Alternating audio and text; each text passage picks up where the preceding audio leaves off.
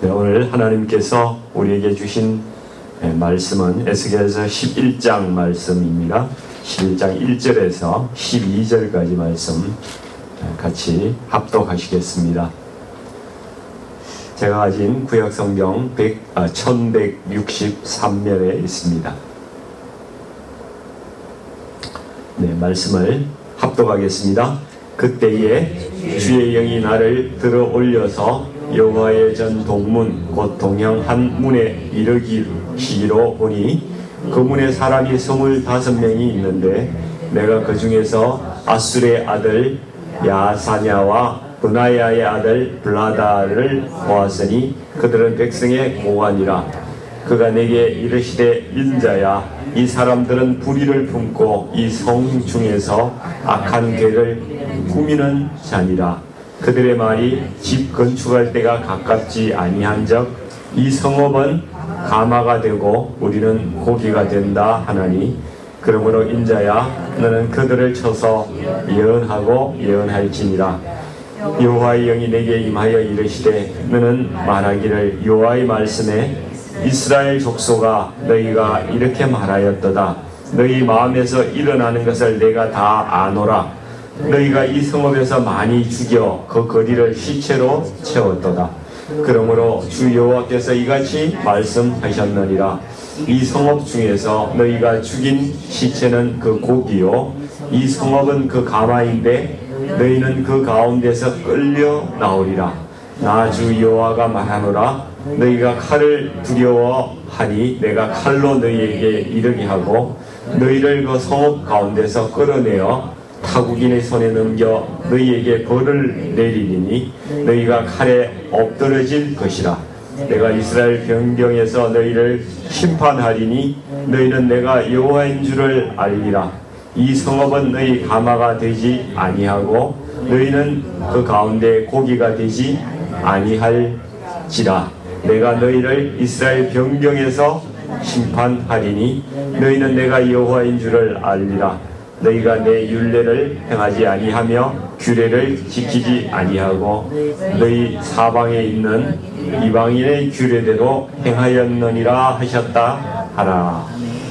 예, 주의 말씀입니다. 아멘입니다. 이 제목으로 하나님 외에는 안전한 곳이 없습니다, 이런 제목으로 말씀을 나누기를 원합니다.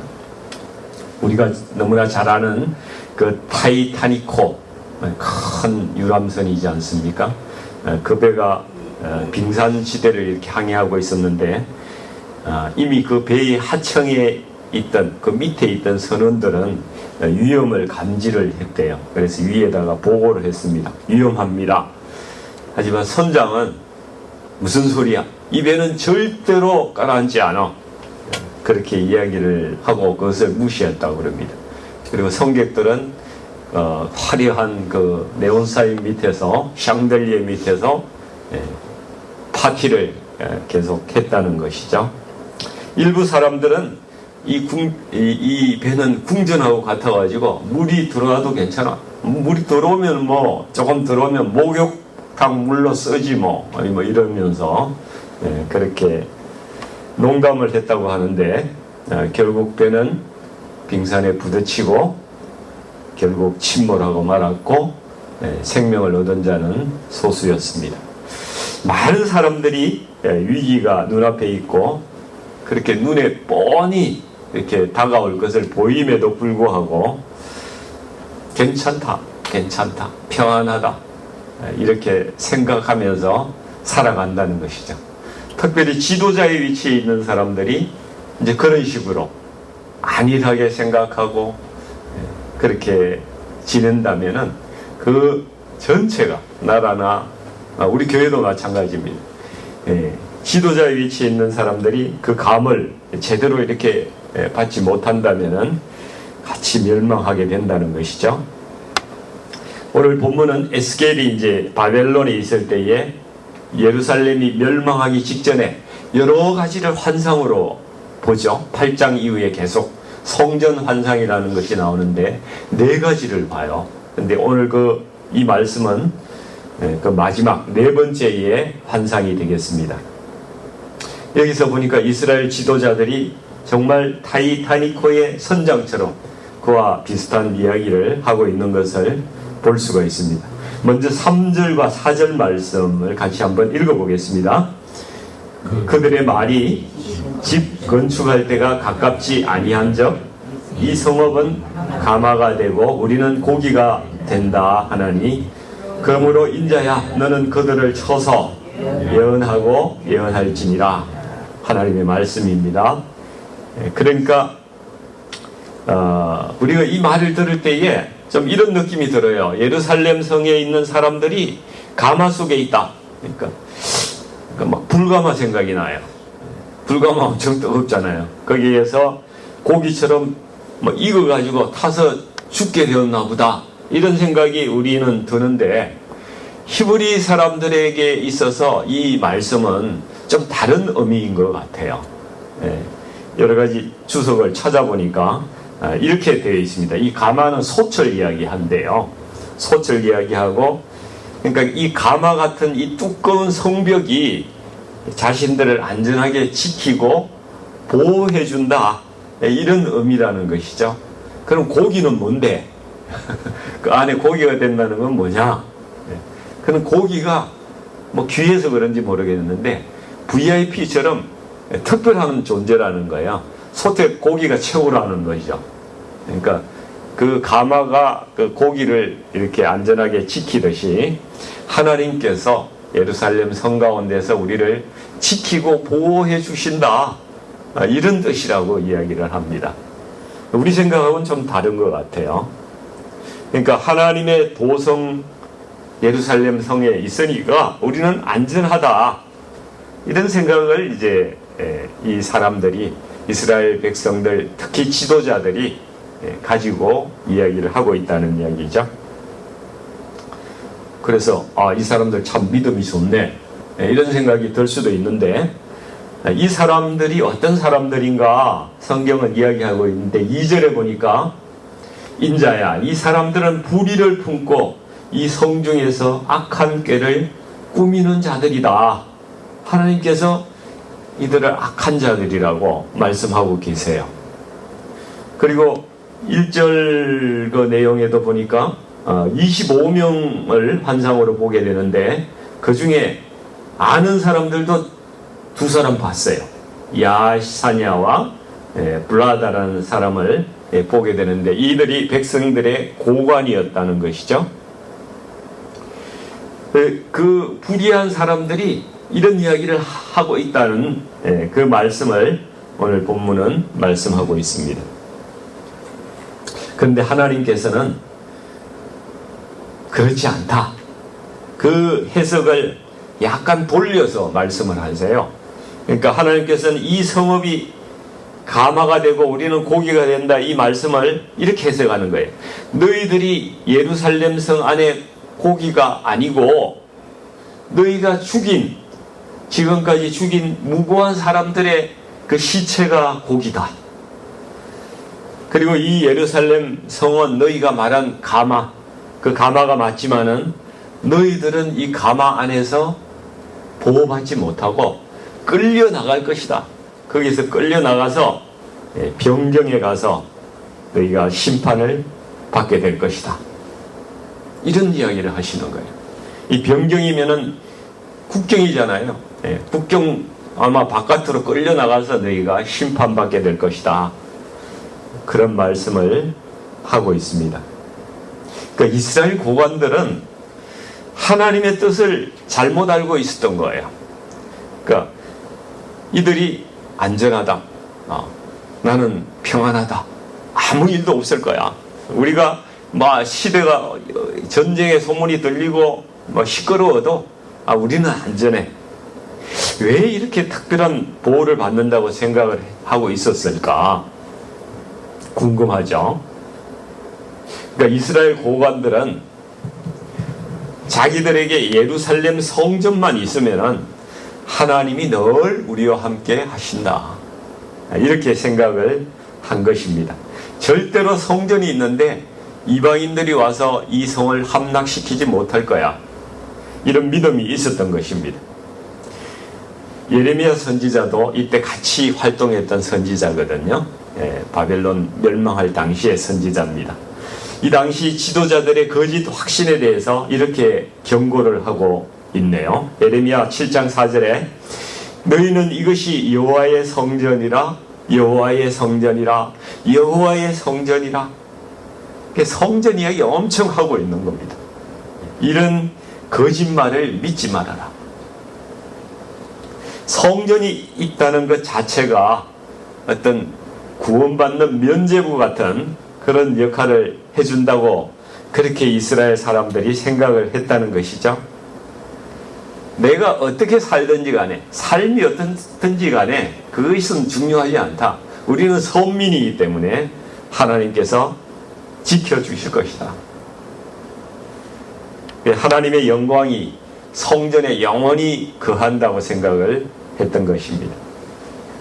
이런 잘못된 확신 가운데서 살았기 때문에 이들은 똑바로 살지 않았어요.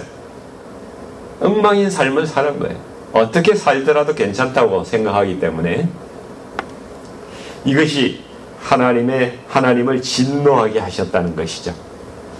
이들은 영적으로 무감각했고요. 죄에 대해서 너무 안일하게 생각한 것입니다. 다들 그렇게 사는데 나도 그렇게 살면 어때?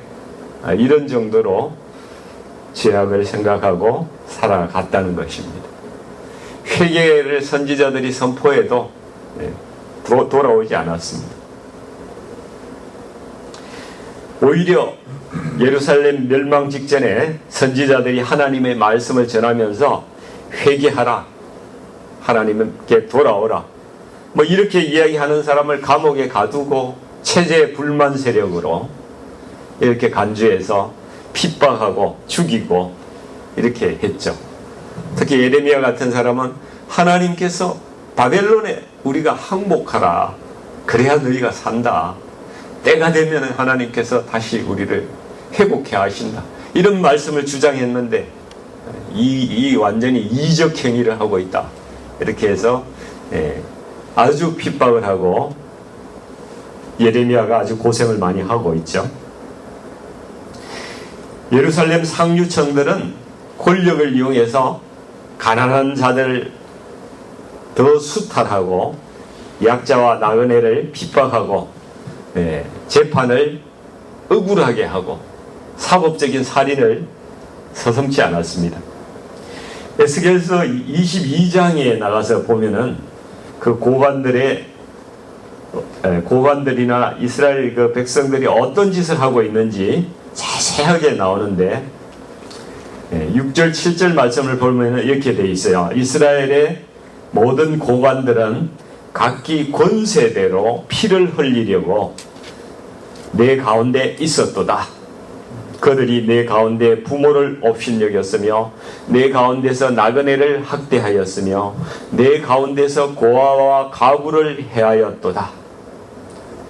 제가 읽어드린 것은 수많은 제약 중에 아주 손톱만큼입니다. 이루 말할 수 없는 제약들이 예루살렘에서 행해지고 있었어요. 이 성경 말씀에 제가 11절 말씀도 한 번 더 읽어드리겠습니다. 어떤 사람은 그 이웃의 아내와 가정한 일을 행하였으며 어떤 사람은 그의 며느리를 더럽혀 음행하였으며 내 가운데 어떤 사람은 그 자매 곧 아버지의 딸과 관계하였으며 10절에도 자기 아버지의 하체를 드러내는 자도 있었으며 뇌물을 받고 이웃을 속여 빼앗고 이루 말할 수 없는 죄악들이 다 날거되어 있어요. 이게 가나안의 족속들의 죄거든요. 모세가 가나안에 이스라엘 백성이 들어가기 전에 너희는 그 땅에 들어가면은 이런 죄악을 범하지 말라고 한 죄들이 이렇게 다 나오는 거예요. 가나안 족속이 왜 그 땅에서 쫓겨나겠습니까? 이 죄악이 그 땅에 가득했기 때문에 쫓겨나는 거거든요. 이스라엘 백성들이 이런 죄악을 짓고 있기 때문에 그 땅에서 쫓겨나는 거예요. 쫓아내버리시는 거예요. 하나님의 도성이 죄악의 도성으로 변질됐어요. 하나님은 다시 말씀하지만은 죄가 그 땅에 가득 차면은 그 땅을 기업으로 주지 않고 쫓아내버립니다.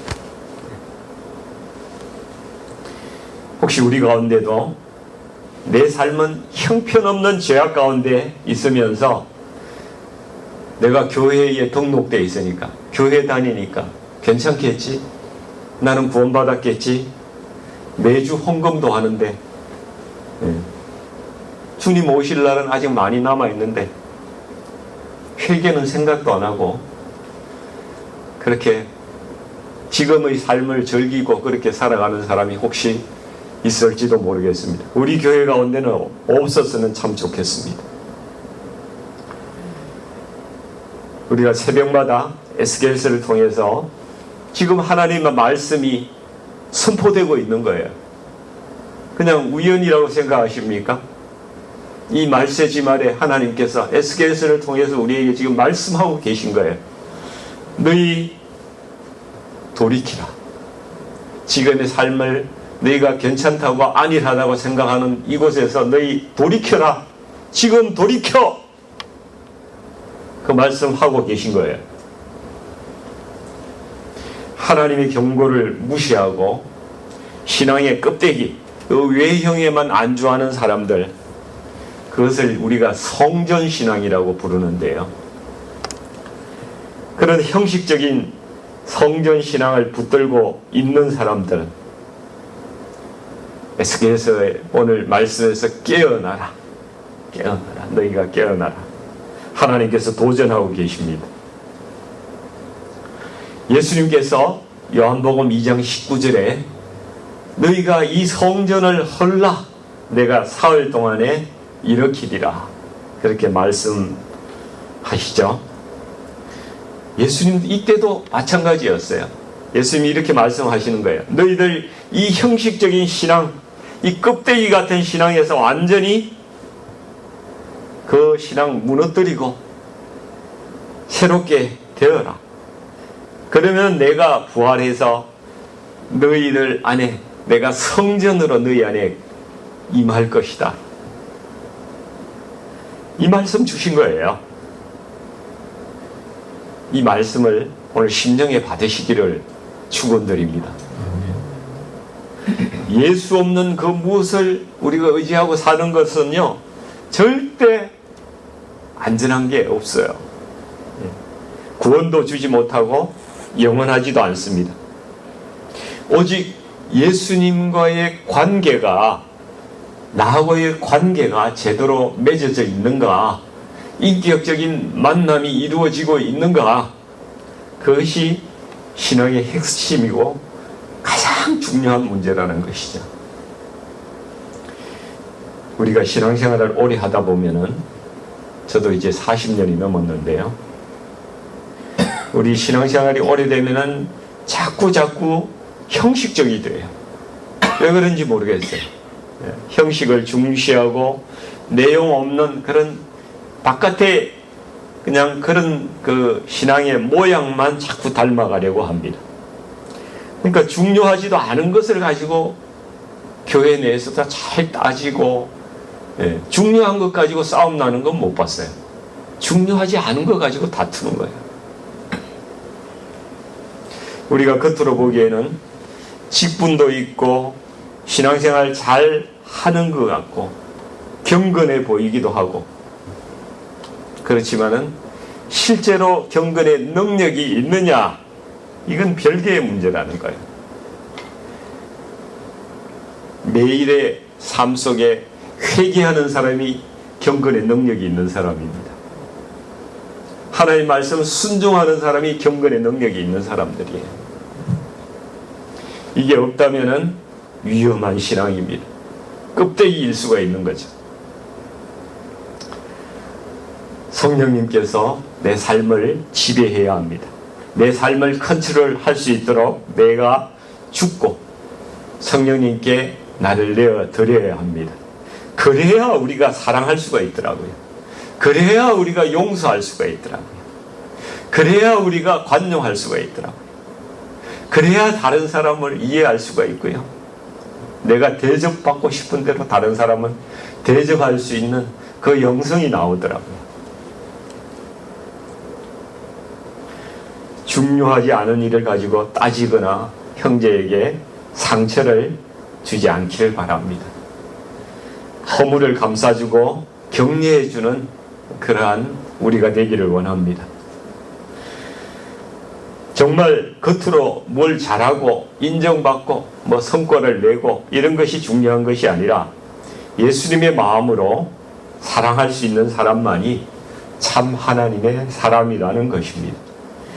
교회 출석 인원이 늘어나는 거 중요해요. 그러나 그것을 다들 부흥이라고 생각하지만은 하나님은 그거 부흥으로 보시지도 않으실 것 같아요. 진짜 부흥은 우리 성도들의 삶이 거룩해지느냐, 그걸 하나님은 보시는 거예요. 우리 교회가 부흥하고 있다는 증거를 들어봐라 그러면은 죄와 싸우는 사람이 많아져야 한다는 겁니다. 거짓말하지 않아야 됩니다. 정직해야 합니다. 길이 아닌 곳으로 가지 않아야 합니다. 죄와 유혹에 대해서 오늘도 영적인 싸움을 싸우는 성도가 얼마나 많은가, 그것이 교회의 부흥의 척도라는 것입니다. 사랑하는 우리 성도님들, 정말 우리가 알아야 될 것은 껍데기 신앙에 하나님이 임재하시는 경우는 없다는 거예요. 절대 그런 일은 일어나지 않는다는 것입니다. 예루살렘은 하나님의 영광이 가득 찬 그런 성전이었지만은 껍데기만 남았어요. 그 껍데기에서 하나님의 영광이 떠나고 있는 거예요.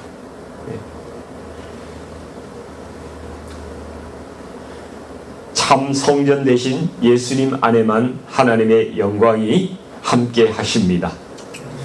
그분 안에 있을 때만 우리는 안전합니다. 아무리 타이타닉 같은 큰 배를 타고 있어도 안전하지 않습니다. 돈과 재물이 우리의 안전을 보장해 주지도 않습니다. 오래 믿었다고 그것이 우리의 안전을 보장해 주지도 않습니다. 참 성전 대신 예수님을 만나고 그분 안에서 함께 매일 말씀 듣고 기도하고 그분과 교제하고 그분의 말씀과 성령의 감동에 따라 살아가는 삶을 살아가는 자만이 안전한 것입니다. 그 사람만이 구원받는 거예요. 여러분 지금 어디에 사십니까? 껍데기 같은 그런 모래 위에 세운 큰 집에서 사십니까? 아니면 예수님 말씀을 듣고 행하면서 작더라도 반석 같은 그러한 집에 사십니까? 앞으로 더 많은 비가 올 겁니다. 더 많은 물난리가 날 거예요. 더 큰 지진이 오고 더 심한 전염병이 올 것입니다. 그렇더라도 우리의 안전한 집 예수 안에 거하시면은 우리가 발 뻗고 잘 수 있는 겁니다. 이 믿음 가지고 오늘도 살아가시는 우리 성도님들 되시기를 주님의 이름으로 축복합니다. 기도하겠습니다. 아버지 하나님, 우리는 늘 예배당에 나와서 예배하니까 주님과 동행한다고 생각하고 내가 말씀을 안다고 생각하고 또 스스로 주님의 임재 안에 있다고 그렇게 착각하고 살아갈 수가 있습니다. 하나님, 우리 오늘 말씀을 통해서 우리가 오랫동안 신앙생활을 했지만 내 껍데기 신앙을 가지고 혹시 살아가는 우리의 모습이 있지 않은지 아버지 하나님, 오늘 말씀을 통해서 간절히 돌아보기를 원합니다. 주님은 우리를 보호하는 것은 정말 밖으로 보이는 모양이나 번듯한 그러한 외관이 아니라 주님과 나하고만의 깊은 그 인격적인 만남과 교제라는 그 사실을 하나님 저희가 깨닫고 마음에 깊이 새기기를 원합니다. 하나님, 오늘 말씀 앞에 정직하게 살게 하시고 우리가 오직 주님이 기뻐하시는 길 가게 하여 주시옵소서. 아버지 하나님, 특별히 이 나라 미국과 또 우리 조국 대한민국의 지도자의 위치에 있는 자들이 평안하다 평안하다 그렇게 사람들을 속이며 그렇게 하지 않게 하여 주시고, 주님의 공의로 나라를 다스리게 하여 주시고, 먼저 무릎 꿇고 주님과 만나는 자들이 되게 하여 주시고, 회개하는 자들이 되게 하여 주시옵소서. 아버지, 두려운 마음으로 하나님 앞에 서는 우리 모두가 될 수 있도록 하나님 인도해 주시옵소서. 그래서 우리들의 삶이 하나님의 심판의 대상이 아니라 정말 다른 사람의 생명을 살리고 축복과 은혜의 통로가 되는 그러한 삶을 우리가 살아갈 수 있도록 하나님 저희들을 인도하여 주시고, 아버지 하나님 오늘도 동행하여 주시옵소서. 예수님 이름으로 간절히 기도하옵나이다. 아멘.